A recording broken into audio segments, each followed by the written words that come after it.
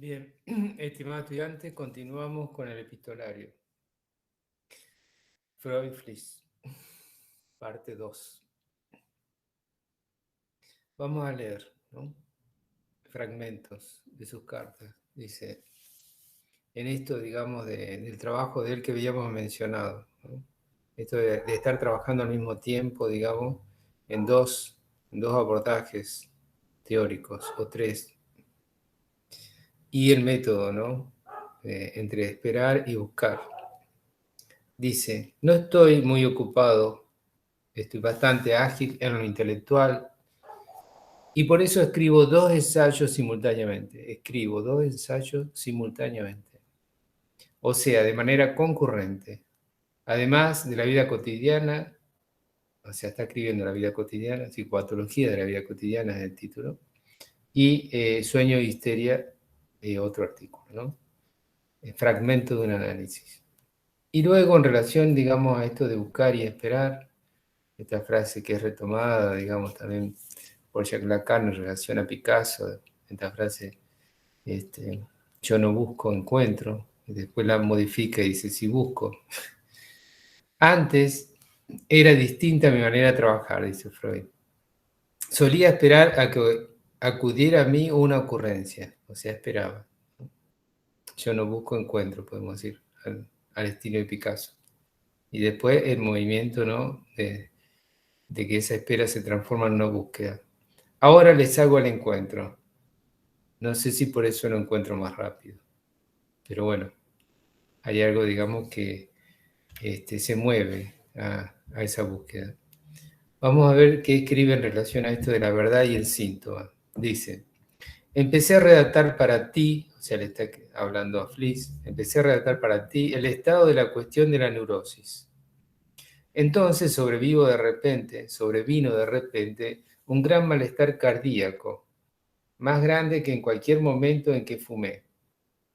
Es decir, esto que yo ya le comenté, es decir, el acto creativo implicaba, digamos, algo en el orden del cuerpo, ¿no? Un sentir en el cuerpo, un sentir, digamos, en esto del corazón, ¿no?, en la afectividad. Una arritmia feroz, una permanente tensión cardíaca, opresión, ardor, hormigueo intenso en el brazo izquierdo, algo de disnea. Fíjense ustedes todo el padecimiento físico acompañado del acto creativo. Extendido en continuo durante 2/3 del día, y a todo esto una presión sobre el semblante, que se expresaba en sustitución de corrientes, ¿no?, de delirios de quehaceres.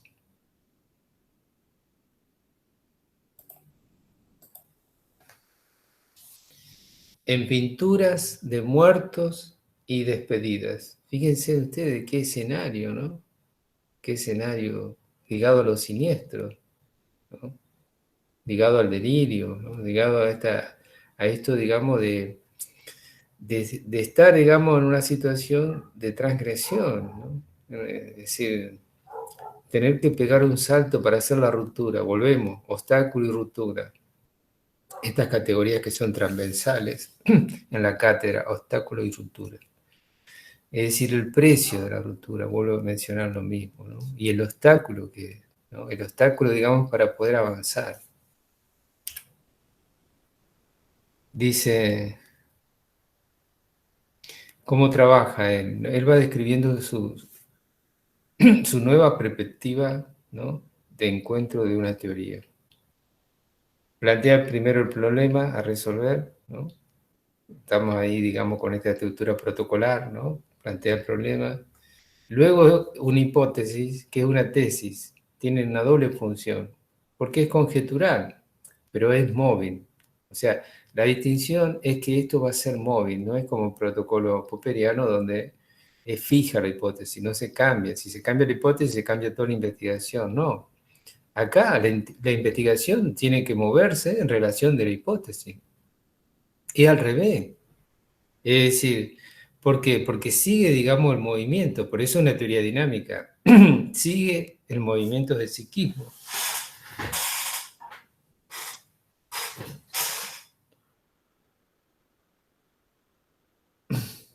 No está fija, no está cristalizada. La realidad no se detiene. Por lo tanto, ese movimiento del deseo, que hay que seguirlo y hay que variar, digamos, ¿no? Variar, digamos, si la conjetura, digamos, no es la acertada para abordar eso de la verdad que se manifiesta. Y al final, digamos, la demostración a través de un caso en él, ¿no? Él buscaba un caso paradigmático, o sea, no hace la acumulación al estilo empirista, de sumar, cuanto más sumar lo cuantitativo, no.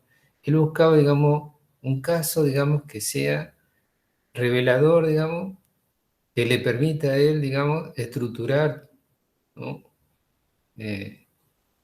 Un tipo de neurosis, ¿no? O la psicosis o la prevención, por eso ustedes van a ver esa clasificación freudiana, neurosis obsesiva, neurosis de conversión o histérica, fóbica, es decir, y hay casos paradigmáticos, ¿no?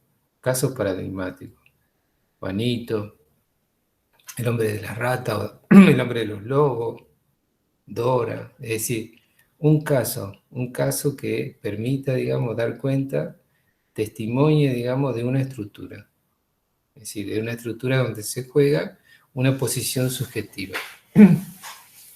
Ahora bien, siempre se ha dicho en relación al psicoanálisis, bueno, no, pero eso es de otro siglo, digamos, esto ya no ocurre por las condiciones sociales, culturales. No ocurre de esa manera, es cierto, porque ha cambiado, digamos, los contextos, pero la estructura sigue siendo la misma. Es lo que viene a reafirmar después Jacques Lacan con sus discursos, ¿no? Con la estructura de los discursos, que está mencionado algo de esto acá. El caso ejemplar, ¿no? Vamos a leerlo. Dice, el principio empírico del caso ejemplar, en oposición, por ejemplo, a la acumulación de pruebas cuantitativas o preparadas, ocupa un importante papel en la práctica y en la concepción de la ciencia de Freud. No es lo que dice Freud acá, sino lo que el comentador, digamos, que acompaña, digamos, toda la recopilación, está enunciando en relación del despliegue de su interpretación de la escritura. Pero es lo que yo les dije. Ahora sí, lo leemos a él. En cuanto al paradigma. Observar me devora completamente. Mi autoanálisis ha vuelto a detenerse. Mejor sigue goteando con lentitud sin que yo comprenda nada de su discurso. El autoanálisis, ¿no? Después, bueno, se va a plantear de que uno no se puede analizar a sí mismo porque tiene el obstáculo de uno mismo. Pero acá en Freud, digamos, él es como que puede dar un salto con sus límites. Cometió muchos errores, ¿no? A mi lesión asisten, ¿no? Después él pasa a esta experiencia, ¿no? Esta experiencia de transmisión. A mi lesión asisten 11 oyentes que se sientan ahí con lápiz y cuaderno y maldita sea la cosa positiva que aprenden. Está en la facultad transmitiendo. Expongo para ello las tosquedades neuropatológicas y comienzo a Bearts, pero mi interés no está en eso. Es decir, su deseo ya estaba de salirse de ese esquema, de ese esquema positivista, del esquema del corte y pegue, del esquema de la reproducción literal del saber del otro, del discurso universitario. Él necesita crear, necesita instalarse en otro discurso, en el discurso socrático, que después lo va a hacer propio como discurso psicoanalítico. Y continuamos leyendo de su epistolario. Un autoanálisis genuino es imposible. De lo contrario no habría enfermedad, ¿no? Ahí él reconoce sus límites, que de alguna manera es más un acto reflexivo, digamos, con cierta aventura psíquica, pero esa aventura tiene un costo, ¿no? Todo este padecimiento. Como todavía tengo algunos enigmas en mis casos, esto no puede menos que estorbar el autoanálisis. O sea, esto después lo va a llamar puntos ciegos. ¿Qué son los puntos ciegos? Son aquellas cosas no resueltas por un analista en donde encuentra, digamos, en una demanda de análisis a alguien que tiene una historia similar. Entonces, ¿cómo, digamos, abordar algo no resuelto en otro que le plantea como en un espejo, digamos, una situación similar? punto ciego. Entonces, de esto está hablando ella. Después lo teoriza bajo ese concepto, ¿no es cierto? Pero acá lo anuncia en cuanto a experiencia. En cuanto a experiencia de un descubrir, de alguien que va a descubrir algo, de un científico que comenta, ¿no?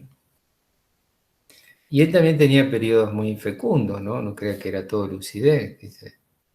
Por este tiempo estoy completamente lelo. Me adormezco con los análisis de las siestas. Se aburría. ¿No? No se me ocurre absolutamente nada. Y después, en otro fragmento, dice, no fumé durante 7 semanas. Quedé totalmente incapacitado para trabajar. Un hombre acabado. Fíjense ustedes, el valor, digamos, del tabaco y la compañía y la apertura a la lucidez, digamos, y la necesidad para pensar que le aportaba el tabaco. Desde los primeros cigarros recuperé, o sea, ¿no? Cuando rompió esa abstinencia, recuperé mi capacidad de trabajo y volví a ser dueño de mi talante.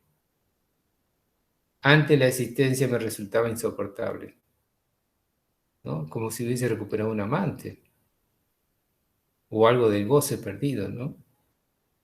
O algo de ese placer al cual no podía renunciar. Ya había renunciado a mucho, ¿no? Algo tenía que permitirse, ¿no? En este campo. Siguieron unos días rabiosamente malos en lo que una cocainación, acá los puse estos dos fragmentos para que ustedes visualicen la importancia y la influencia del tabaco, ¿no? La planta, la hoja, estamos hablando de puro de tabaco, o sea, cigarros, ya les dije que eran 20 en el día,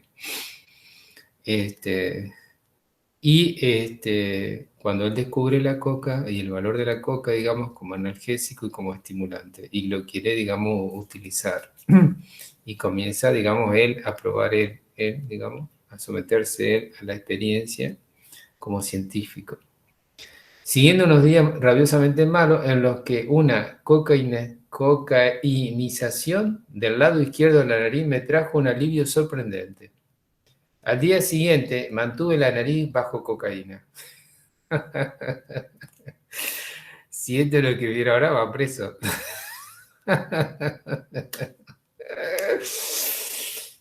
Se vendía en la farmacia la cocaína. Todavía, digamos, no estaba el uso, digamos, fuera de la ley, digamos, y masivo, ¿no? El costo de la teología sexual, ¿no? Bueno, todo lo que le costó este planteo que yo dije, ¿no? Del origen.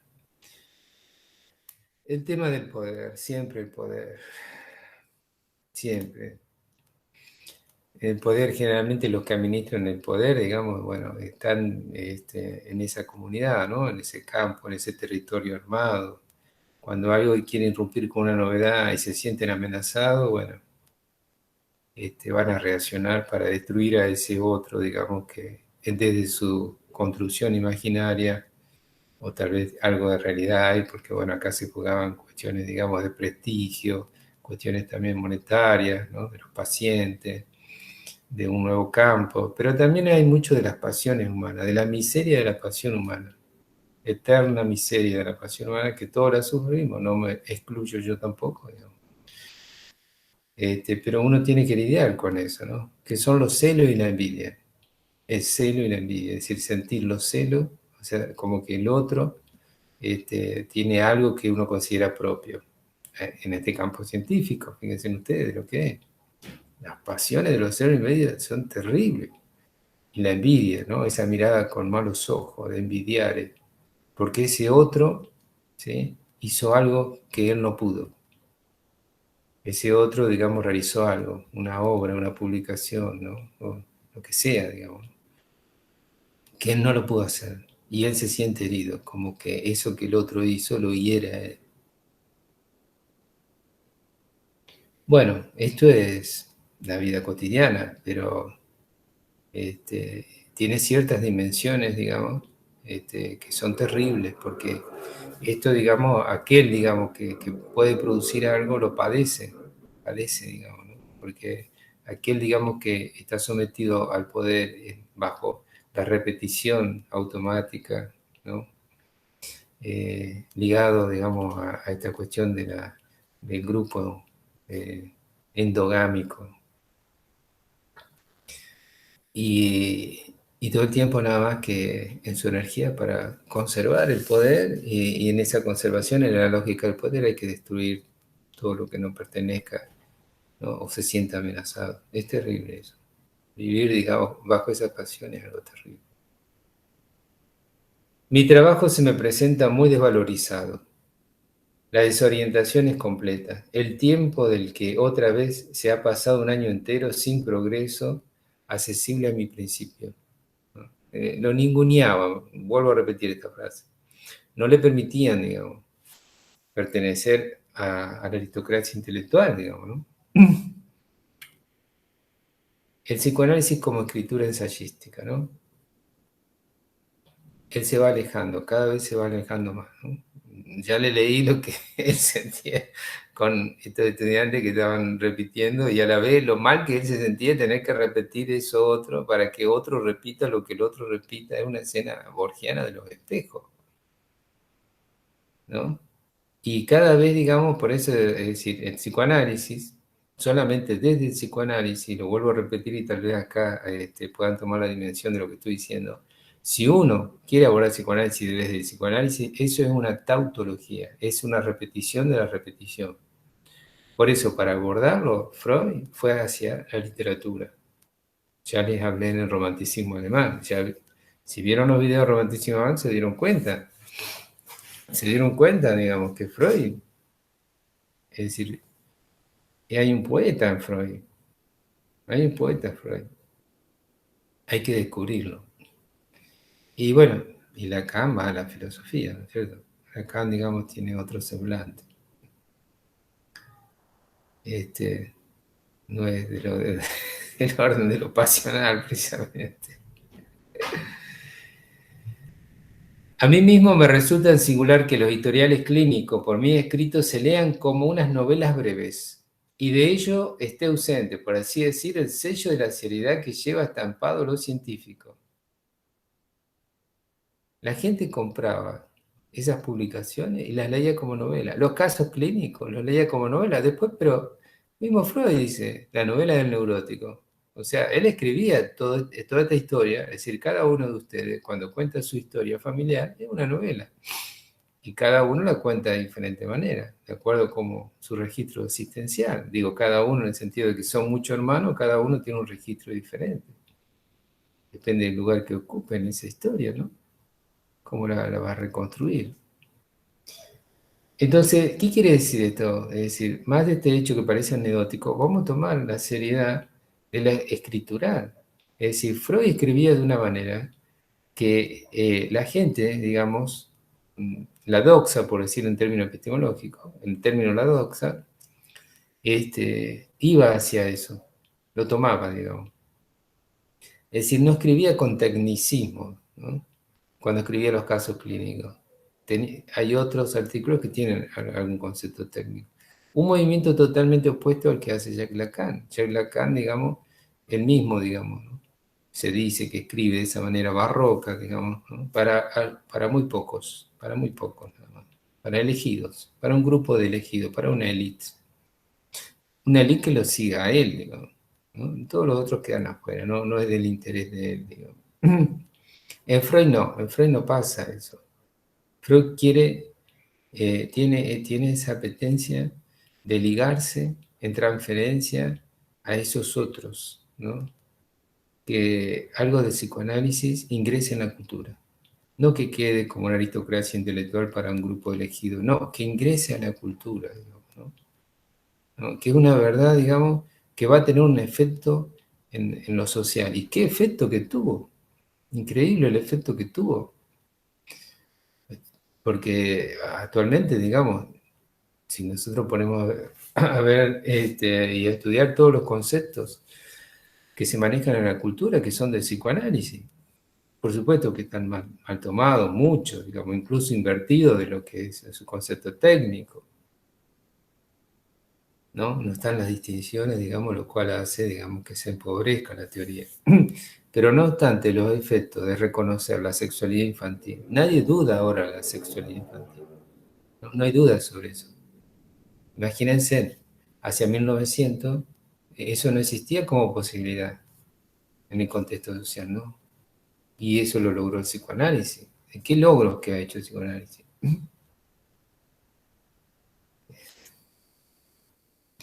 Esta cuestión, ¿no? De historizar. Yo voy pasando más rápido por la cantidad de cuadros que hay. Después ustedes se detienen en el Power. Yo ya les favorecí el Power, se detienen ahí para pensar. Este, bueno, ya acá hay una referencia a Roland Barthes, esto de que Roland Barthes dice que uno escribe, digamos, ¿no? En relación a cómo piensa y cómo piensa escribe. Vamos a ligar esta frase de Roland Barthes a lo que Freud, digamos, va a tomar como una de sus técnicas de trabajo, que es la atención flotante. Digamos, la atención flotante, no elegir nada, después lo vamos a retrabajar, no elegir, no privilegiar nada en especial, sino que trabajar de inconsciente a inconsciente. De inconsciente a inconsciente. Y no hay dos inconscientes, hay uno solo. Hay un solo inconsciente en un trabajo de análisis. El trabajo de análisis es cuando se activa la transferencia, ¿no? Cuando se activa la transferencia es porque algo se liga ahí de un inconsciente a otro. La transferencia, y en términos, digamos, Freud, es transferencia y contratransferencia. Después Lacan lo va a ligar solo a la transferencia. Conjeturar. Vamos a este concepto de conjeturar. Dice en un fragmento: he consumido las horas postreras desde las 11 hasta las 2 con ese fantasear, con ese fantasear, traducir y conjeturar. Ahora, fíjense ustedes, desde las 11 de la noche a las 2 de la mañana. Ya se lo habían dicho ya, ¿no? Las 11 de la noche a las 2 de la mañana, Freud está elaborando teoría. Les recuerdo esto, Freud es un hombre a partir de los 40 años célibe. Toda esa potencia, toda esa energía está acá, en la producción de la teoría. El ensayo psicoanalítico, ¿no? Freud es quien inaugura una nueva modalidad de escritura, la inaugura Freud.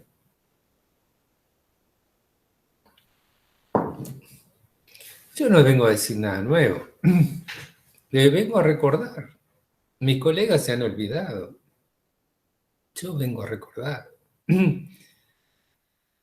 Vengo a recordar que lo que late en el psicoanálisis es la metáfora, y si no late eso, está muerto el psicoanálisis. Y que la escritura es el ensayo psicoanalítico, no hay otro modo de escritura. Es muy simple, es muy simple. Los principios. Hay un solo método, el método inicial. La técnica, después vamos a ver, la asociación libre, la atención flotante, lo que estuvimos hablando, ¿no? Y la escritura ensayística, eso es el psicoanálisis. Después todas las otras, digamos, bueno, misturas, bueno, son otra cosa ya, otra nominación, pero no es el psicoanálisis. Mi compromiso ético con ustedes es transmitirle el psicoanálisis. Por eso estamos trabajando en Freud. Luego verán ustedes, bueno, una versión inglesa, el segundo, la escuela inglesa, la versión norteamericana, en Corrientes también verán seguramente la versión francesa, la escuela. Bien, esa es la de Freud, inglesa, Melanie Klein, Winnicott, otros autores, francesa, de Jacques Lacan, otros autores también ligados a él. La americana, donde está la propia hija de Freud, que hace un giro, ¿no? Nos explica Freud su postura frente a la intuición poética, a la actividad creadora de los individuos, ¿no? Espigan sin trabajo del torbellino de sus propios sentimientos las intelecciones más hondas hacia las cuales los demás, está hablando de los poetas, ahora lo claro, de los poetas. ¿Quiénes son? Los que espigan sin trabajo, del torbellino de sus sentimientos, de sus pasiones, las intenciones más hondas, hacia los cuales los demás, nosotros, y él se incluye, ahí es, digamos, modesto, humilde, hemos debido abrirnos paso en medio de una incertidumbre torturante. La razón, la vacilación, la duda, la sospecha, ya que lo ubican algunos autores como maestro de la sospecha, a Freud. A Freud no le interesa la sospecha. No sé quién creó esa nominación, digamos, pero no le interesa sospechar. Él está advertido y a partir de que está advertido le interesa indagar. Indagar con el otro, digamos, acompañando a indagar al otro, no solo para él, porque eso ya lo descubrió con la hipnosis. Con la hipnosis descubrió que podía advertir una verdad, y si se la comunicaba, ¿de qué valía si el otro la iba a rechazar? Si él mismo no lo había descubierto. Ese movimiento lo descubre con la hipnosis, que lo vamos a trabajar.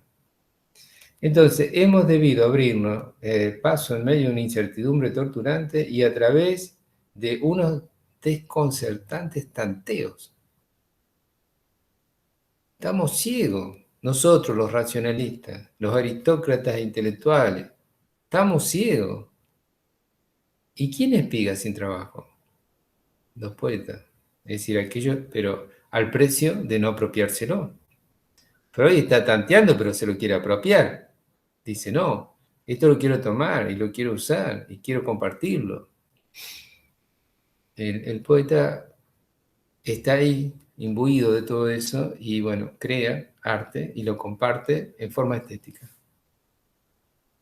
Pero sigue siendo un mendigo el poeta, es un mendigo.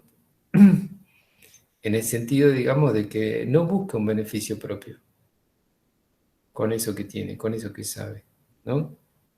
Hablo en general, porque hay poetas que, bueno, son extremadamente vanidosos y ligados al poder también, y a la ideología. No quiero empezar a nombrar. Hacedores, ¿no? El hacedor de la metáfora, ¿no? Porque que el inconsciente, si no la lee Freud como estructura metafórica, ¿no? Lo que ya hemos visto, condensaciones de desplazamiento, metonimia y la metáfora propia, ¿no? Ese oscuro objeto del deseo. Ese oscuro objeto del deseo, la película esa, que hace mención elípticamente a lo femenino, ¿no? Esto de lo femenino, ¿no? Como deseante, como deseoso, como deseable. Digo lo femenino, digamos, en cuanto a sexuación, estoy hablando de objeto femenino.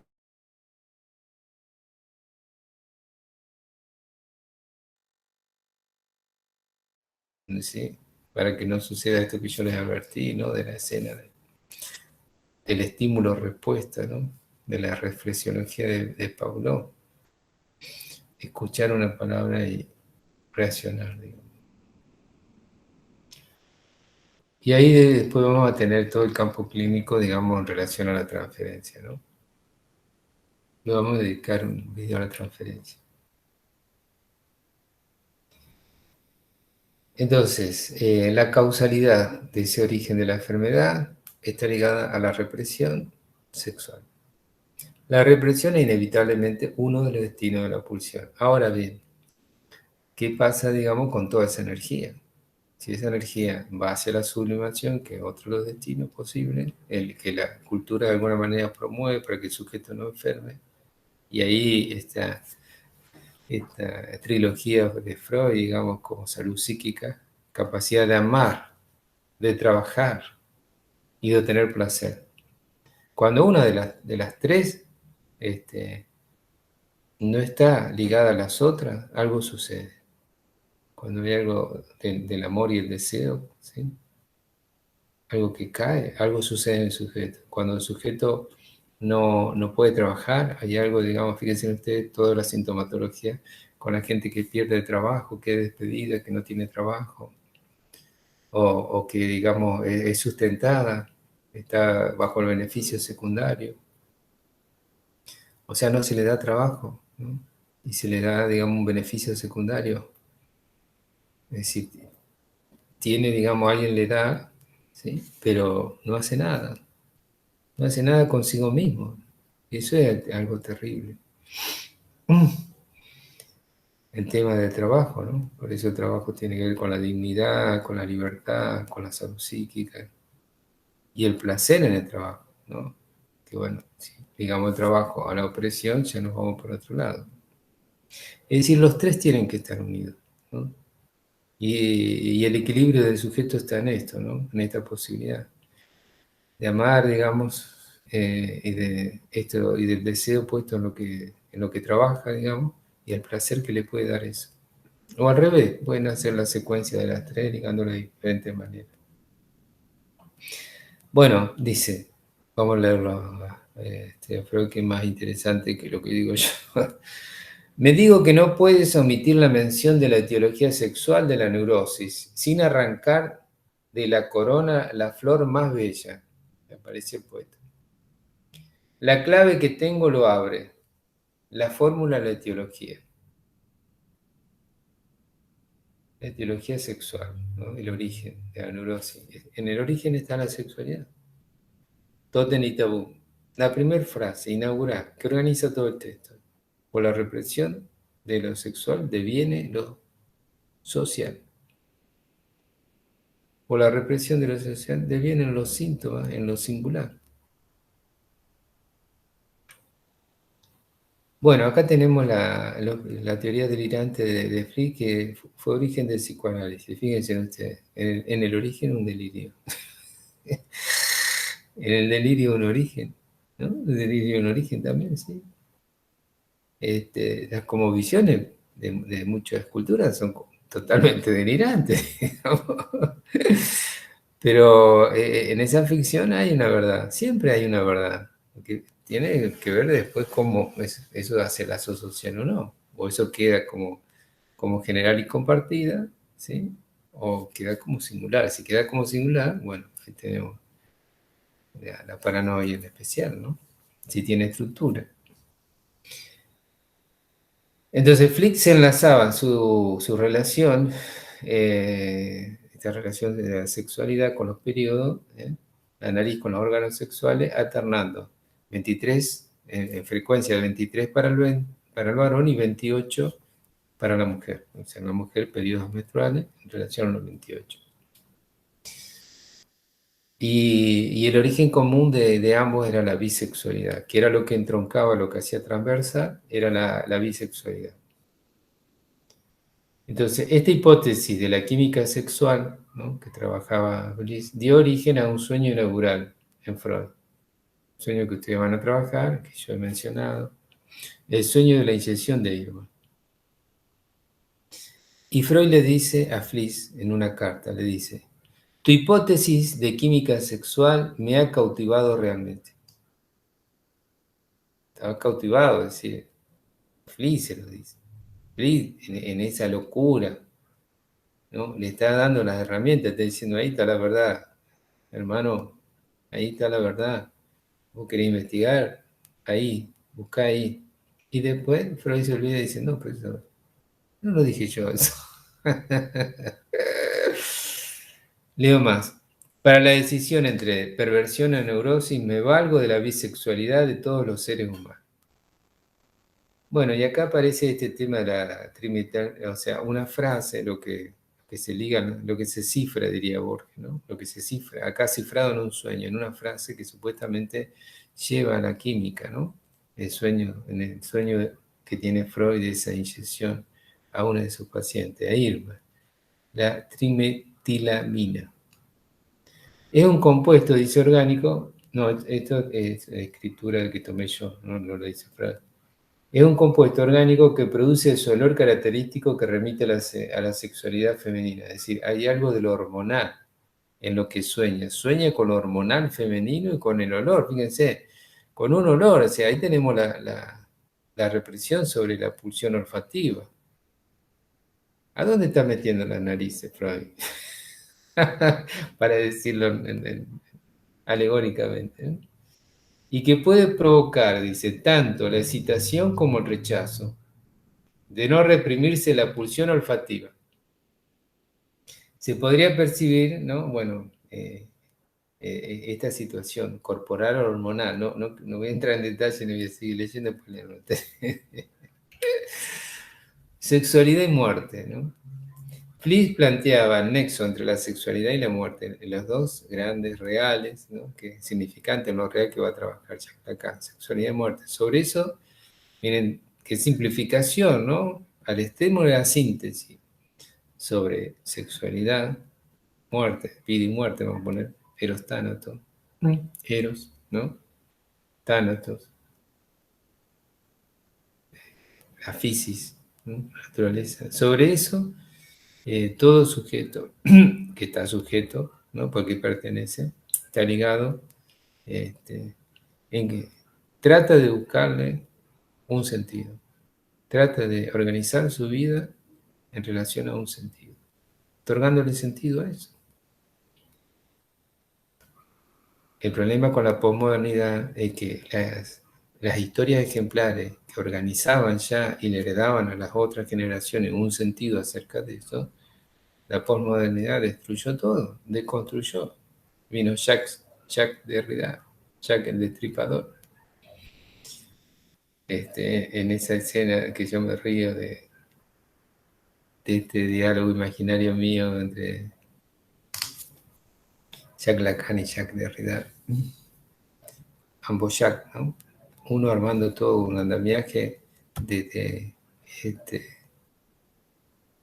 la lingüística estructural, y Jacques Derrida deconstruyendo. Y Jacques Derrida le dice, así que el sujeto es sujeto de discurso nada más, Jacques Lacan. Sí. Bueno, si es así, lo vamos a desconstruir, a ver qué pasa. ¿Y cómo lo vas a desconstruir? Para deconstruirlo, voy a tomar los mismos principios que tomaste vos, la sexualidad y el lenguaje. Y eso es la posmodernidad, la deconstrucción desde la sexualidad y el lenguaje, de ese sujeto del lenguaje. Ahora bien, esto no es Freud, esto no es Freud, esto es lo que se los tengo que decir, esto no es Freud, porque Freud nunca se despega de lo biológico, nunca deja la libido sin energía. Porque no existe la libido, acá, solamente el significante, no hay libido, hay significante, ¿no? ¿Qué pasa con esa construcción, digamos, de discurso del cuerpo? Se pierde la anatomía, se pierde, digamos, ¿no? Es el cuerpo, en esta dialéctica, cuerpo como una construcción, digamos, y anatomía, esto otro, digamos, que queda ahí. En Freud nunca está eso, nunca van a encontrar eso. Freud no se despega, digamos, de esa anatomía como referencia. Ni de lo hormonal, ya se los leí, ni de lo hormonal. Y si bien, digamos, no teoriza, no hace una teorización, que el psicoanálisis está en deuda de hacer una teorización con la pulsión olfativa. Está en todas partes eso. Quien lee en la obra está en todas partes. Bueno, vamos a leer un fragmento epistolario. Dice, esta toxina, ¿no? Que une la sexualidad a la muerte. Esta toxina secreta, dice, periódicamente responsable tanto de la excitación sexual como de la muerte. Ahora, ¿de qué muerte está hablando? De la pequeña muerte que dicen los franceses, ¿no? La pequeña muerte. ¿Del orgasmo está hablando? ¿O de qué muerte está hablando? ¿O de la muerte literal? Vamos a seguir leyendo. La decisión, esto es, digamos, un poco la explicación de por qué él elige ser célibe, ¿no? O sea, abstenerse, ¿no? Del coito a los 40 años. Pero, la decisión de usar condón proporciona el fundamento para que yo, ¿no? Está hablando Freud, yo he puesto como factor de la enajenación entre lo somático y lo psíquico. Porque ahí, digamos, había una terceridad, había algo que impedía el contacto, ¿no? Que sustraía del vínculo con el otro. Es como, bueno, no me voy a tener. Me voy a tener, hago el esfuerzo de tener, se me van las palabras, pero me voy a tener porque no sé quién escucha. Bueno, sería lo mismo que produce el efecto del coito interrupto en el varón. Es decir, usar, digamos, preservativo, que tendría para Freud eh, el valor de un coito interrupto. O sea, no hay una realización, no hay en verdad un coito, habría más una masturbación, digamos, en contra del cuerpo de otro. Y esto genera angustia, dice. Esto genera angustia para ambos, ¿no? Para ambos. Después, bueno, acá está hablando de una relación heterosexual. Ustedes imagínenlo como ustedes quieran.